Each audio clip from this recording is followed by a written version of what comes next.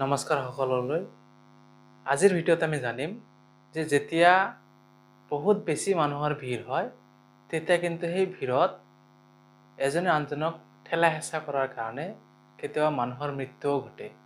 আমাৰ অসমৰ লেজেণ্ডাৰী ছিংগাৰ জুবিন গাৰ্গৰ মৃত্যুত লিমকা বুক অফ ৰেকৰ্ডৰ মতে প্ৰায় 1.5 মিলিয়ন মানুহ একেলগ হৈছিল, মানে 15 লাখ মান মানুহৰ ভিৰ হৈছিল।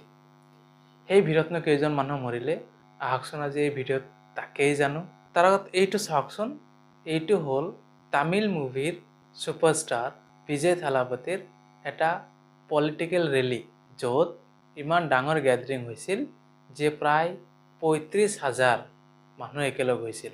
আৰু এই 35,000 মানুহ একেলগ হোৱাতেই কি হ'ল জানেনে? ঠেলা হেঁচা আৰম্ভ হ'ল।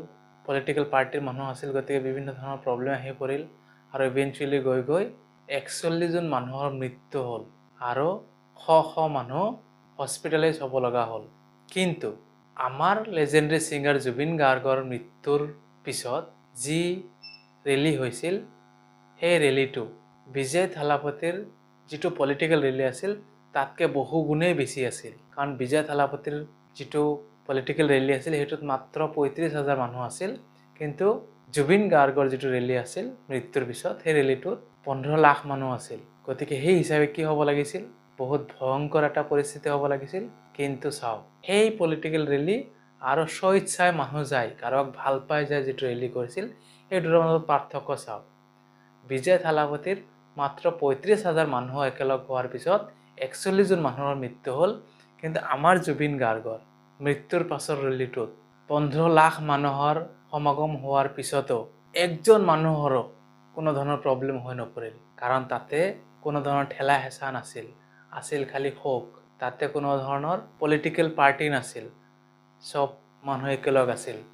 জুবিন দাই কোৱা মতে তাতে নাছিল কোনো ধৰ্ম, তাতে নাছিল কোনো হিন্দু, তাতে নাছিল কোনো মুছলমান, তাতে নাছিল কোনো জৈন, তাতে নাছিল কোনো বেলেগ ধৰ্মৰ মানুহ, চব অসমীয়াহে আছিল। সেইকাৰণে ইউনিটিটো ইমান বেছি ভাল আছিল যে একজন মানুহৰো মৃত্যুটো দূৰৰে কথা, কোনো ধৰণৰ ইনজুৰিও হোৱা নাছিল। এইটোৱে আছিল পাৰ্থক্য ভিৰৰ, পলিটিকেল পাৰ্টিৰ ভিৰ আৰু আৰ্টিষ্ট এজনক ভাল পাই মানুহ যায় যিটো কৰা ভিৰ, সেই ভিৰৰ মাজত পাৰ্থক্য। আজিৰ কাৰণে এইখিনি। ধন্যবাদ ভিডিঅ'টো চোৱাৰ কাৰণে। যদি ভিডিঅ'টো ভাল পাইছে লাইক কৰিব, চেনেলটো ছাবস্ক্ৰাইব কৰিব, এনেকুৱা ভিডিঅ'বিলাক পাই থাকিব, আৰু আপোনালোকৰ ফ্ৰেণ্ডছৰ লগত শ্বেয়াৰ কৰিব। Thank you for today, thank you for ৱাচিং।